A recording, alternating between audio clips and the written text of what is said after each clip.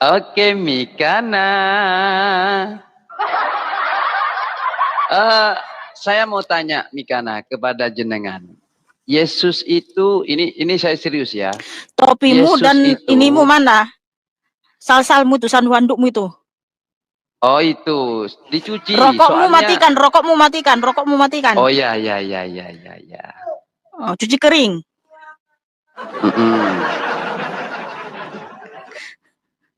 Saya mau tanya ke jenengan Mikana. Ya, sebentar lagi naik penonton kamu ini, santai. Iya. Makanya Anda berterima kasih kepada saya. Loh, di sini selalu rame kok, nggak usah kamu framing. Udah. Coba sebentar lagi. Akan naik 2.000 ini. Mikana, saya mau tanya. Yesus itu menjelma menjadi manusia sebagai domba Allah. Itu tujuannya apa? Udah jelas di sini, Yohanes 1:29. Lihatlah anak domba Elohim yang menghapus dosa dunia. Jadi dia datang untuk menghapus dosa dunia yang percaya kepadanya. Haleluya. Oke.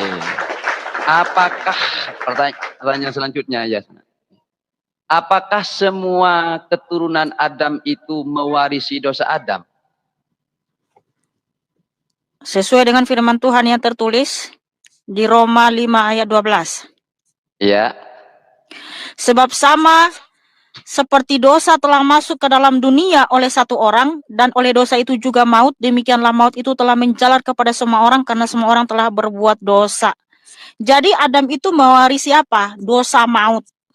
Oke, berarti Yesus itu mewarisi dosa Adam? Tidak, karena Yeshua HaMashiach bukan sel telur dari Maria atau Yosef. Kenapa? Karena Yeshua HaMashiach bukan benih dari Maria atau Yosef. Oke. Sebab Yeshua HaMashiach adalah Tuhan Sang Pencipta itu sendiri yang datang ke dunia melalui Bunda Maria. Jadi Bunda Maria itu hanya alat saja. Maria mengandung bukan karena sel telurnya dibuahi sel sperma. Apakah Anda mampu menunjukkan kepada saya bukti bahwa makhluk yang lain ini tidak merasakan kematian? Maksudnya? Semua manusia mati, nggak ada yang nggak mati. Makhluk. Dan Anda mengatakan seperti itu tadi. Apakah Anda bisa membuktikan semua makhluk Tuhan ini tidak ada yang mati? Tidak ada yang mati. Itulah karena dosa. Walah, kamu kebalik-balik loh, Ustadz. Loh, bukan kebalik-balik, Anda yang pusing. Kamu yang membalikkan fakta. Oh, alas, Ustadz Gus Adam ini. Bukan membalikkan fakta. Kan saya tanya, berarti Yesus mewarisi dosa Adam. Tidak, kata Anda. Tidak, dia kekal. Betul?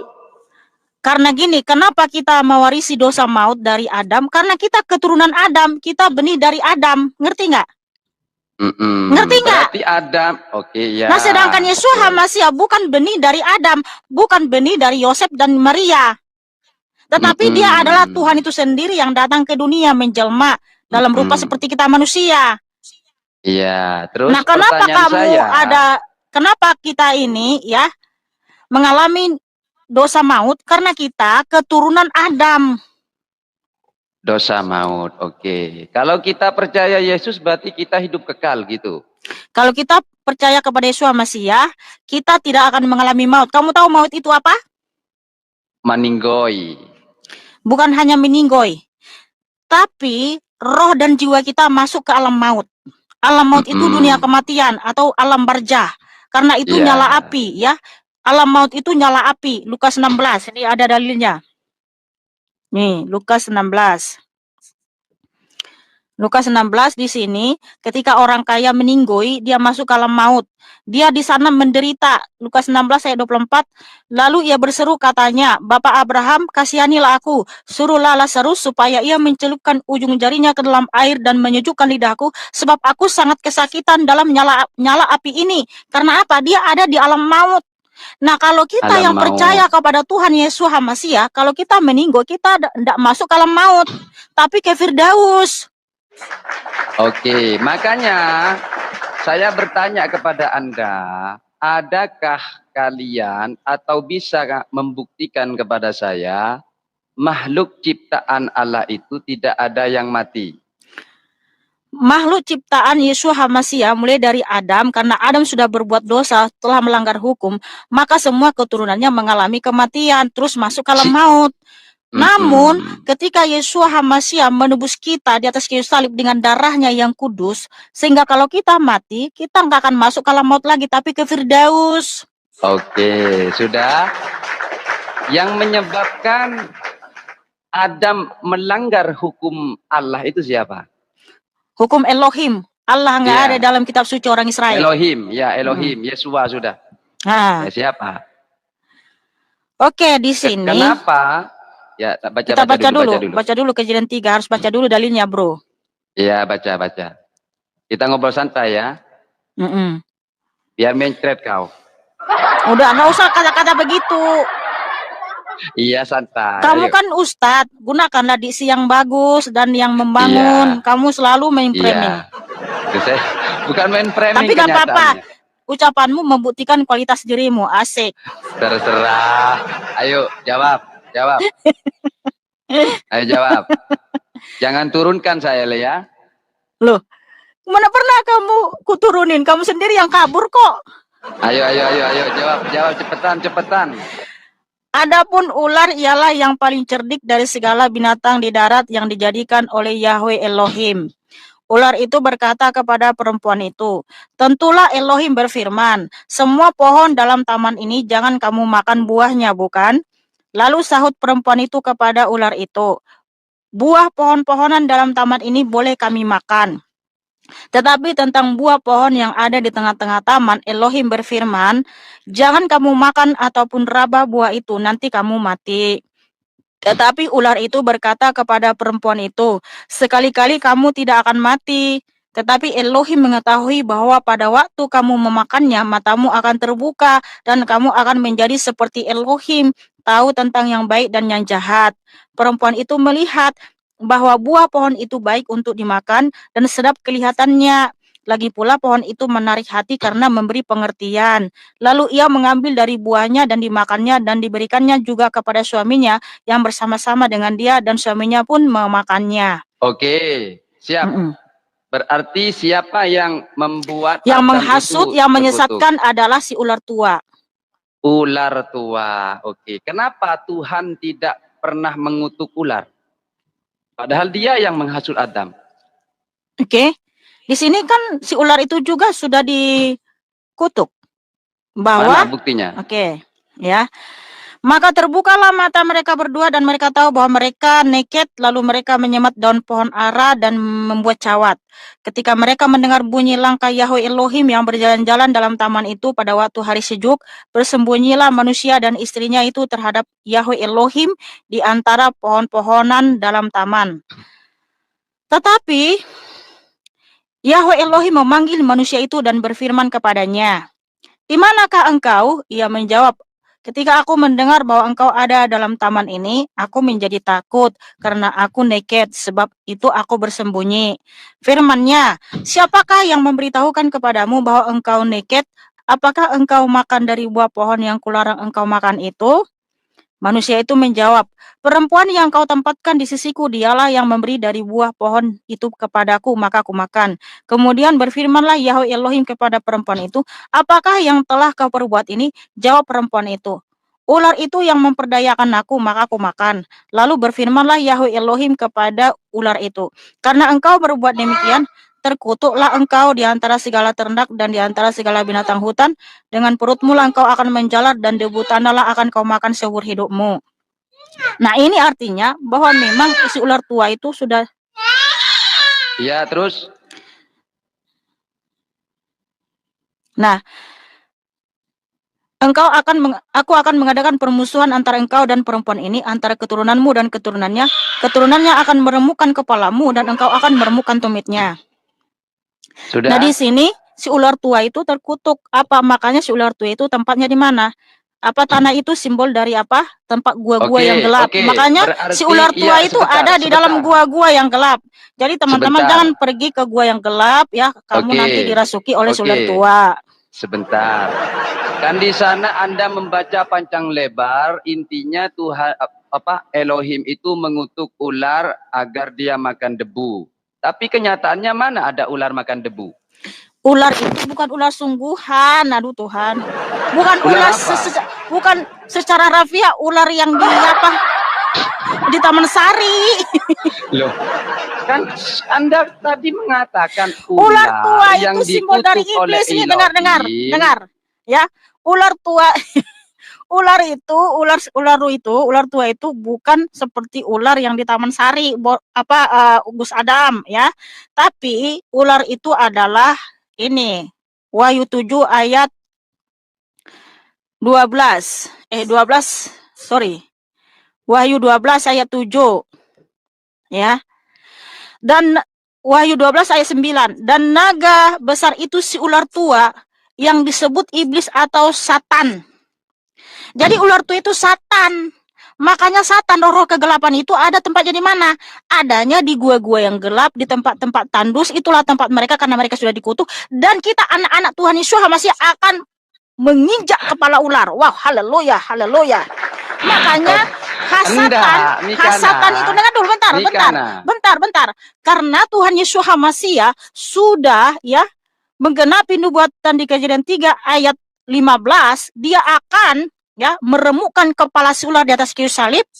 Maka kita pun yang percaya kepada Tuhan Yesus Hamasiah akan meremukkan kepala si ular. Makanya si ular itu takut sama kita anak-anak Tuhan Yesus Hamasiah. Gak usah kita usir, dia udah takut, udah gejang-gejang dia. Aduh, oke. Makanya kita meninggikan nama Tuhan Yesus Hamasiah aja. Semua antek-anteknya hasatan itu panik dan ketir-ketir. Oke, sudah. Oke. Anda tadi kan mengatakan bahwasanya Elohim itu mengutuk ular dia agar makan debu untuk selama-lamanya. Sebentar, jangan potong. Pertanyaan saya, apakah ular yang ada saat ini, keturunannya ular itu sampai sekarang makan debu? Kan tidak, toh? Terus Anda mengaitkan itu adalah ular naga. Sebentar, ya. Kemudian ular naga dikaitkan dengan ular naga. Pertanyaan saya, apakah hanya ular yang menakutkan pada manusia? Abang yang terhormat, tadi saya sudah sampaikan bahwa ular itu simbol dari hasatan, iblis. Terus? Makanya hasatan itu dikutuk oleh Tuhan Yesus Hamasiah. Tempat mereka apa? Tempat mereka itu di gua-gua yang gelap. Makanya kalian jangan bertapa di gua-gua yang gelap, teman-teman, ya. Dirasuki hasatan. Tunjukkan datanya ke saya, Mikana. Ini nih 1 Petrus 2. 2 Petrus 2 ayat 4. Mikana. 2 Petrus 2 ayat 4. Sebab jikalau Elohim tidak menyayangkan malaikat-malaikat yang berbuat dosa, tetapi melemparkan mereka ke dalam neraka dan dengan demikian menyerahkan ke dalam gua-gua yang gelap untuk menyimpan mereka sampai hari penghakiman. Makanya mereka ada di dalam gua-gua yang gelap, di tempat-tempat tandus. Nah, jikalau kamu tidak punya iman, makanya ya si ular tua itu bisa masuk merasuki dirimu jikalau kamu tidak ada iman kepada Tuhan Yesus Hamasiah. Oke, ini saya baca ya di dalam Alkitab Anda. Sebentar. Tuhan Allah berkata kepada ular itu, engkau akan dihukum karena perbuatanmu itu. Dari segala binatang hanya engkau saja yang harus menanggung kutukan ini. Mulai sekarang engkau akan menjalar dengan perutmu, dia tidak punya kaki, dan makan debu seumur hidupmu. Di sini terjadi pertanyaan kepada saya, khususnya umat Islam, adakah ular makan debu sekarang? Ustadz Gus Adam itu adalah ya kiasan atau perumpamaan, bukan secara harafiah. Ular betulan kayak yang di Taman Safari. Aduh Tuhan, udah dikasih tahu juga. Tunjukkan kepada saya, Mikana, datanya. Makanya saya sudah bacakan datanya di Wahyu 12 ayat 9 ya. Dan naga besar si ular tua yang disebut iblis atau Satan. Jadi si ular itu adalah selambang dari iblis atau Satan. Mengerti enggak Ustadz? Aduh Tuhan tolong. Apakah setan makan debu dan Debu itu simbol dari apa? Tempat-tempat tandus. Iya, tunjukkan. Loh, ya, tempat-tempat tandus dan juga gua-gua yang gelap. Itu maksudnya. Mana yang mengatakan itu gua-gua tandus? Coba tunjukkan kepada saya. Loh, di 2 Petrus 2 ayat 1 nih, saya bacakan. 2 Petrus 2 ayat 4. 2 Petrus 2 ayat 4, makanya dengar Ustadz. Ya, sebab jikalau Elohim tidak menyayangkan malaikat-malaikat yang berbuat dosa, malaikat-malaikat yang berbuat dosa itu apa? Itu tadi si ular, si hasatan, tetapi melemparkan mereka ke dalam neraka dan dengan demikian menyerahkan ke dalam gua-gua yang gelap untuk menyimpan mereka sampai hari penghakiman. Nah, itulah simbol dari tanah itu, gua-gua yang gelap. Tidak masuk Loh, yang saya tanyakan ular, malah Saiton. Loh, kan kamu tanya tentang tanah, debu tanah. Debu tanah itu artinya kamu paham enggak yang saya tanyakan, Mbak Mikana? Bahwa dia tidak akan mendapat tempat yang baik. Ngerti enggak sih? Gantian. Makanya selalu tempatnya di tempat yang lembab, yang gelap ya, yang sembab. Makanya tempatnya gua-gua yang gelap. Makanya kalian jangan masuk ke dalam gua yang gelap karena di situ tempatnya iblis, hasatan. Oke, saya tanggapi. Anda kan tadi mengatakan di dalam Alkitab Anda ular itu dikutuk oleh Elohim. Oh, dah bolak-balik lagi ke situ. No. Bolak-balik lagi di situ, bolak-balik di situ terus. Minta datanya. Kan sudah ditunjukin datanya. Kalau dia iblis, mana? Wahyu 12 ayat 9. Loh, iya, tunjukkan kepada saya kalau ular itu jelmaan dari si iblis dan si setan. Wahyu 12 ayat 9. Baca. Nih, oke. Dan naga besar itu si ular tua yang disebut iblis atau Satan yang menyesatkan seluruh dunia dilemparkan ke bawah. Ya kan tadi yang menyesatkan Hawa siapa? Kan si ular. Si ular itu yang disebut setan yang menyesatkan manusia. Itu ular apa naga? Naga, si ular tua sama saja, itu simbol dari setan. Mana ada? Beda naga atau ular tua itu sama dengan setan. Aduh Tuhan. Kenapa dia nggak mengerti Tuhan? Tolong ampunilah dia. Dari sini nah, sekarang saya mau tanya dulu sama kamu nih. Dari sini sebentar. Hal yang sama juga. Saya simpulkan. Iya. Ngapain kamu simpulkan kitab orang? Kitab Alkitab Mikana ini tidak terbukti secara valid bahwasanya ular itu dikutuk makan tanah untuk selama-lamanya, selama hidupnya. Mana ada ular makan? Itu tanah itu maksudnya tanah itu makan tanah itu dia tidak akan mendapatkan tempat yang baik, tempat yang nyaman, tetapi tempat yang angker. Makanya setannya ada di dalam tempat-tempat yang angker termasuk gua-gua yang gelap. Dirimu, Mikana, makanya itu adalah perumpamaan, itu kiasan, bukan secara harafiah. Dia makan tanah. Oh alah, Ustadz. Aduh, pusing saya debat dengan Mikana ini. Oke, Ustadz. Saya mau tanya dulu. Boleh nggak? Iya, apa? Udah, nggak usah pusing sebelum ditanya. Enggak, jangan kau framing, jangan. Masa ular makan debu, sampai sekarang ayam tetangga saya banyak dimakan ular. Iya. Adam diciptakan di mana, Ustadz? Allah menciptakan Nabi Adam di surga. Di surga. Adam diciptakan bahannya dari apa, Ustadz? Dari tanah. Oke, apakah di surga ada tanah, Ustadz? Ada.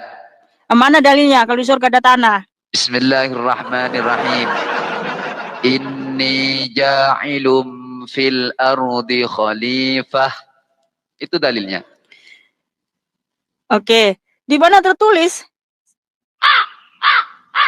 Inni ja'ilum fil ardi khalifah. Oke, saya tunjukkan data ya. Iya. Saya tunjukkan data. Bentar.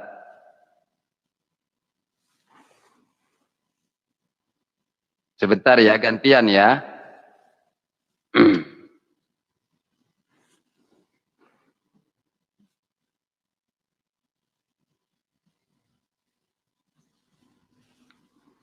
Wa idh qala rabbuka lil malaikati inni ja'ilun fil ardi khalifah qalu ataj'alu fiha may yufsidu fiha wa yasfikud dima wa nahnu nusabbihu bihamdika wa nahnu nusabbihu bihamdika wa nuqaddisu lak qala inni a'lamu ma la ta'lamun.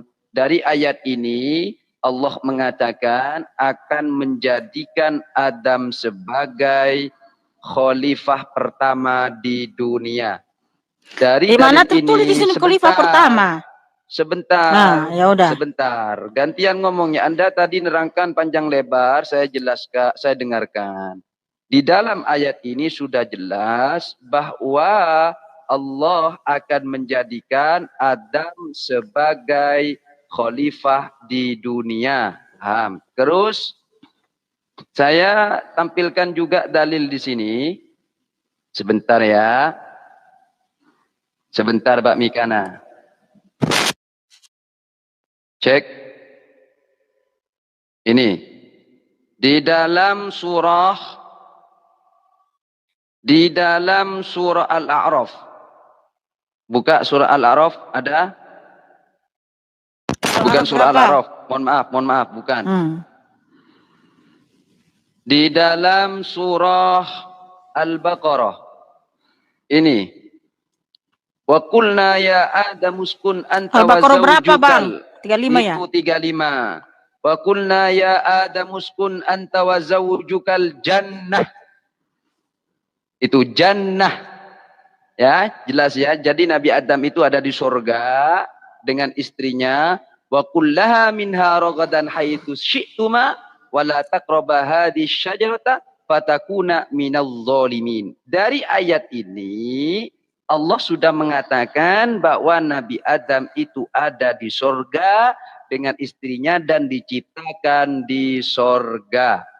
Ceder, selamat datang dalam kebenaran. Oke, tanahnya yang ada di surga itu mana penjelasannya kalau surga itu ada tanah? Oke, sebentar. Ini datanya saya tampilkan lagi, biar saya nampak, biar teman-teman muslim ini tahu dengan saya. Ini kan sudah naik ya. Penontonnya gara-gara saya ini Mikana. Udah nggak usah framing. Apanya yang framing? Apanya? Sebentar ini datanya. Makanya masa ular makan debu kan aneh. Sampai sekarang tidak makan debu. Udah dibilang itu lambang dari Satan. Debu tanah itu masuknya tempat yang tidak baik. Oke. Sebentar. Terus apa? Makanya Oke, sekarang tanah, ya, di mana tertulis bahwa di surga ada tanah. Oke, siap. Sebentar, ini ya, saya tampilkan dalilnya. Ini. Perhatikan. Di dalam surah Ali Imran. Inna matala Isa indallahi kamatali Adam khalaqahu min turabin thumma ayat berapa sih? Langsung bacakan aja bahasa. Ini sesungguhnya penciptaan Isa di sisi Allah adalah seperti penciptaan Adam, menciptakan Adam dari tanah. Ceder. Yang saya tanya, di mana ada di surga kok ada tanah? Di mana tertulis di dalam kitabmu bahwa di surga ada tanah? Emang di surga ada tanah? Oke. Itu surga apaan, Ustadz? Kok di surga ada tanah? Saya jawab. Kamu tahu enggak pohon itu hidup di mana?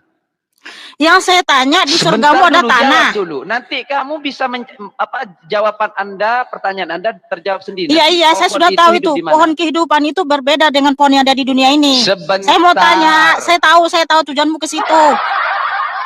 Nah, sekarang tunjukkan di dalam kitabmu, di dalam surga kalian ada tanah. Kenapa di surga kalian ada tanah? Itu surga atau apa? Di planet Mars saja nggak ada tanah. Oke, sudah. Oke, saya jawab ya. Mikana, di dalam surga itu ada pohon. Ya, ada pohon. Makanya Adam, jangan kau mendekati pohon itu. otomatis pohon itu membutuhkan tanah agar hidup. Mana ada pohon hidup di atas awang-awang? Tidak ada. Ya berarti di surga kalian ada tanah gitu ya? Ada tanah. Oh iya, berarti surga kalian itu ada tanah. Iya, dengan dalil itu jelas. Nah, kalau di surga Anda ada apa? Ya nggak ada tanah lah, masa di surga ada tanah? Ada ular, gitu, ada ular. Itu bukan surga, itu di bumi, di Taman Eden. Taman Eden itu di bumi. Dan di surga itu tidak ada iblis, sudah diusir dia, malaikat yang jatuh. Nah sekarang saya mau tanya dulu, kan Adam diciptakan di surga tuh, ya kan? Walaupun di surga kalian ada tanah itu, silakan iman kalian kan. Nah sekarang gini, kenapa Adam itu jadi di bumi? Kenapa? Kenapa Adam jadi di bumi gitu loh? Kan dia di surga. Maksudnya jadi di bumi gimana? Adam kan diciptakan di surga toh. Nah kalau diciptakan di surga tentu tinggal di surga dong. Ya, karena nah kenapa dia jadi di bumi? Oke, begini Mikana. Kenapa Adam diturunkan ke dunia? Karena biar ini ja'ilum fil ardi khalifah. Karena Allah ingin menjadikan sebagai khalifah di muka bumi. Agar ada manusia di muka bumi. Kalau seandainya Nabi Adam tidak ada di dunia, maka Anda tidak akan ada, Mikana. Oh, enggak, itu saya nggak percaya itu. Karena apa? Adam itu diciptakan di bumi. Adam itu diciptakan di bumi, bukan di surga. Karena di surga nggak ada tanah. Kemudian juga gini, kan Adam itu di dalam iman kalian kan memakan buah kuldi, betul nggak? Iya, betul. Betul. Nah, apa konsekuensi dari memakan buah kuldi itu? Dia diturunkan bersalah kepada Allah, makanya ini apa? Dia diturunkan di bumi kan? Nah, di mana di situ bahwa kalau Adam memakan buah kuldi akan diturunkan ke bumi? Oke, saya jawab. Tunjukkan dalilnya. Oke. Kamu jangan potong-potong ya. Buah khuldi itu pemberian nama dari setan. Ingat. Nama khuldi setan. Oke, tunjukkan dalilnya. Oke. Sebentar. Di ayat ke sebentar, masih nge-lag. Santai ya. Jangan turunkan saya, nanti saya balik tanya ke Anda ini. Mencret kau nanti. Sebentar ya.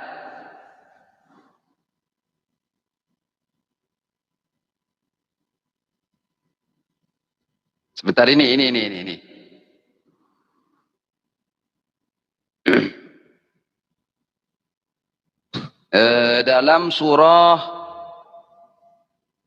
Dalam surah apa ini? Sebentar.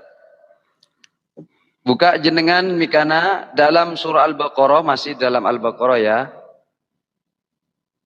Ada Mikana? Al-Baqarah berapa? Surah Al-Baqarah ayat ke-35. Baca coba. Ada? Ya, kau bacalah. Wa qulna ya Adam uskun anta wa zawjukal jannata wa kula minha ragadan haitsu syi'tuma wa la taqraba hadhihi syajarata fatakuna minadh zalimin. Dan janganlah engkau dekati pohon ini. Fatakuna, maka engkau kalau berani-berani mendekati ini termasuk golongan orang-orang yang zalim. Ada. Saya mau tanya ke Anda sekarang. Pertanyaan saya mana? Kamu jawab. Lalu kenapa mereka jadi diturunkan ke bumi? Loh, karena dia melanggar.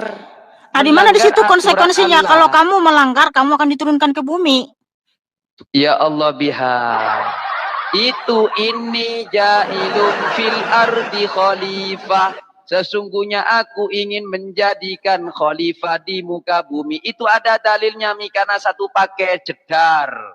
Nah, di situ kamu bilang, ya kan? Saya mau tanya kepada Anda. Karena memakan, karena melanggar, makanya diturunkan ke bumi. Sementara di situ, ketika mereka melanggar, tidak ada konsekuensi dari pelanggaran itu. Gantian. Karena memang Ustaz ini nggak akan bisa jawabnya itu, makanya dia lagi bertanya lagi sama saya. Di framing saudara. Di framing. Di mana di situ Allah mau memberikan konsekuensi dari pelanggaran itu, gitu loh. Mikana. Ini saya tampilkan lagi datanya ya. Ini Mikana. Anda ini, ya Allah biha. Perhatikan ini. Rawa Abu Naim. Man tawaddu'a lillah rafa'ahu Allah wa man takabbara wada'ahu lillah.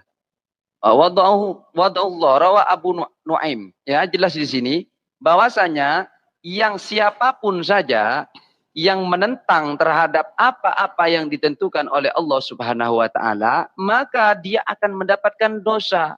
Kenapa Nabi Adam itu diturunkan dari bumi? Ya, karena dia berbuat dosa. Paham?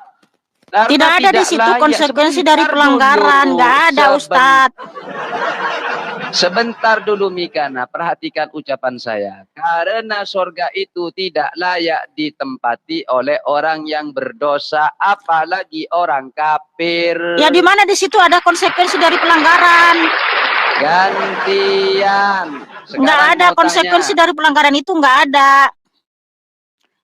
Hanya di situ disuruh, diperintahkan janganlah dekati, tapi nggak ada konsekuensi dari pelanggaran itu, nggak ada. Ini Mikana, saya tunjukkan lagi datanya ya. Saya tunjukkan lagi datanya, biar Anda ini tidak muter-muter. Wa idh qala rabbuka lil malaikati inni ja'ilun fil ardi khalifah. Ketika itu Allah berkata kepada malaikat, sesungguhnya aku menjadikan di atas bumi khalifah. Qalu ataj'alu fiha. Kemudian malaikat itu berkata, ataj'alu fiha. Kenapa engkau menjadikan mereka sebagai khalifah, orang-orang yang membuat kerusakan di muka bumi? Wa yasfikut dima, bukankah kami ini wa yasfikut dima, yang suka menumpahkan darahnya? Wa nahnu nusabbihu bihamdik, dan bukankah kami ini selalu bertasbih memuji engkau, wa nuqaddisu lak, dan selalu mengagungkan, menguduskan engkau. Qala inni a'lamu ma la ta'lamun. Allah berkata kepada malaikat itu, sesungguhnya aku yang lebih tahu daripada Anda. Seperti itu. Ya bentar boleh Heng. Jadi gini Ustadz, kamu baca dulu Al-Baqarah 35 sampai 36. Di situ kamu nggak baca, kamu potong-potong. Aduh. Ayat berapa? Al-Baqarah 35 sampai 36. Bukan Al-Baqarah, Al-Baqarah. Iya kan saya orang Indonesia, saya bacanya Al-Baqarah. Al-Baqarah gimana? Kan tertulis di sini Al-Baqarah. Coba kamu baca Al-Baqarah 35 sampai 36. Kenapa 35? Mereka diturunkan sementara tidak ada konsekuensi dari pelanggaran itu, mereka dikeluarkan dari surga. 35 berapa? 35 sampai 36. 35. Dan kami wahai Adam, tinggallah engkau dan istrimu di dalam surga, dan makanlah dengan nikmat berbagai makanan yang ada di sana. Nah, itu akan ada lanjutannya. Perhatikan ya, saya baca ya. Wa qulna ya Adam uskun anta wa zawjukal jannah wa kula minha ragadan haitsu syi'tuma wa la taqraba. Tapi dengan syarat, Adam, asalkan kamu jangan mendekati pohon ini agar kamu tidak menjadi orang-orang yang dolim, ceder. Makanya, Mbak. Ayo ke 36. Kemudian lalu setan memperdayakan keduanya dari sorga, sehingga keduanya dikeluarkan dari segala kenikmatan. Ketika keduanya di sana, terus, dan kami berfirman, turunlah kamu sebagai kamu menjadi musuh bagi yang lain, dan bagi kamu ada tempat tinggal dan kesenangan di bumi sampai waktu yang ditentukan. Ceter. Nah, di ayat 35 kan nggak ada konsekuensi dari pelanggaran itu, akan diturunkan dari bumi, diturunkan dari surga ke bumi. Ya ampun. Jelas Mikana, di ayat 35 Allah itu ingin menjadikan khalifah. Di ayat 35 kan nggak ada konsekuensi dari pelanggaran itu adalah dikeluarkan dari surga. Tapi kenapa malah dikeluarkan dari apa? Dari surga gitu loh. Kenapa Mikana? Lalu setan memperdayakan keduanya dari surga sehingga keduanya dikeluarkan. Apanya? Ketika keduanya di sana dan kami berfirman, turunlah kamu, gitu kan? Baru Allahmu menyuruh mereka turun. Padahal kan Allahmu nggak ada memperingati, janganlah kamu dekati pohon ini. Kalau kamu dekati atau kamu langgar, kamu akan turun dari bumi, kamu akan dikeluarkan. Nggak ada kan seperti itu. Mikana minaz zolimin itu jelas. Kamu paham nggak ilmu gramatika Arab? Fatakuna minaz zolimin. Maka kalau kamu melanggar aturan mendekati pohon ini, maka kamu bagian orang dolim. Hukuman bagi orang yang dolim yang berada di surga, maka dia akan diturunkan dengan ayat yang di bawahnya itu. 35 dan 36. Ceter. Kan hanya dibilang orang jolim. Nggak ada disuruh nanti dikeluarkan dari surga. Di bawahnya itu ada. Diturunkan ke bumi. Ceter. Kok jeder-jeder. Diturunkan ke bumi. Di situ nggak ada konsekuensi dari pelanggaran itu diturunkan di bumi. Ikana, saya mau tanya sekarang sebelum saya turun. Alah, ya udahlah, nggak bisa kamu jawab. Yesus, bukan nggak bisa jawab, saya sudah jawab. Ya udah nggak apa-apa, kamu nggak bisa jawab juga. Saya mau tanya, udah, kenapa Yesus itu berada di tiang salib? Padahal itu tempat yang terkutuk. Apakah Tuhan Anda itu, mohon maaf, Tuhan yang terkutuk? Bagaimana? Ya, kalau kita baca di situ firman Tuhan, Galatia 3, ayat 13 sampai 16. Ayat 13 sampai 14 ya. Hamasiah telah menebus kita dari kutuk hukum Taurat dengan jalan menjadi kutuk karena kita, sebab ada tertulis, terkutuklah orang yang digantung pada kayu salib. Yeshua Hamasiah telah membuat ini supaya di dalam Dia berkat Abraham sampai kepada bangsa-bangsa lain, sehingga oleh iman kita menerima roh yang telah dijanjikan itu. Jadi Tuhan Yeshua Hamasiah telah menebus kita dari kutuk hukum Taurat dengan apa? Dengan jalan menjadi kutuk supaya kita hidup abadi, bangkit untuk hidup yang kekal. Nah, begitu saudaraku. Itulah buktinya Tuhan Yesus Hamasiah itu perkataan siapa? Itu perkataan Yesus apa perkataan Paulus? Rasul Paulus itu menuliskan firman Tuhan. Karena Rasul Petrus mengkonfirmasi bahwa hikmat yang diterima Paulus itu adalah dari Tuhan ya. 2 Petrus 3 ayat 15, anggaplah kesabaran Tuhan kita sebagai kesempatan bagimu untuk beroleh selamat, seperti juga Paulus, saudara kita yang kekasih, telah menulis kepadamu menurut hikmat yang dikaruniakan kepadanya. Jadi itu adalah firman Tuhan yang dikaruniakan kepada Rasul Paulus untuk menuliskannya dalam satu kitab. Nah, seperti itu ya. Terima kasih. Oke. Sedangkan di sini Mikana, di sini ada perkataan Matius ya, dan juga perkataan Yesus sendiri. Saya diutus oleh Bapa bukan untuk meniadakan hukum Taurat, melainkan untuk melengkapi hukum Taurat. Dan barang siapa, kata Matius, yang menolak hukum Taurat dan meniadakan hukum Taurat, maka dia tidak akan masuk ke dalam kerajaan sorga. Pertanyaan saya, apakah Anda itu sayang kepada Yesus? Apakah Anda itu lebih sayang kepada Paulus? Ayo, jawab pakai data. Yeshua Hamasiah menggenapi hukum Taurat betul. Karena apa? Di dalam hukum Taurat, ya, yang mendamaikan dosa, mengampuni dosa itu kan darah domba. Kan gak mungkin darah domba mengampuni dosa. Makanya digenapi oleh Tuhan Yesus Hamasiah bahwa darah Yeshua Hamasiah, darah Tuhanlah yang mengampuni dosa-dosa kita. Bukan darah domba. Jadi di dalam Taurat itu diberikan model atau contoh. Makanya darah domba di perjanjian lama itu adalah tipologi dari darah Yeshua Hamasiah, darah Tuhan yang mengampuni dosa-dosa kita. Jadi tentu saja sesuai dengan perintah Tuhan di Matius 22 ayat 35 sampai 39 bahwa kita harus mencintai Tuhan Yesus Hamasiah dengan segenap hati, jiwa, dan kekuatan kita. Haleluya, haleluya.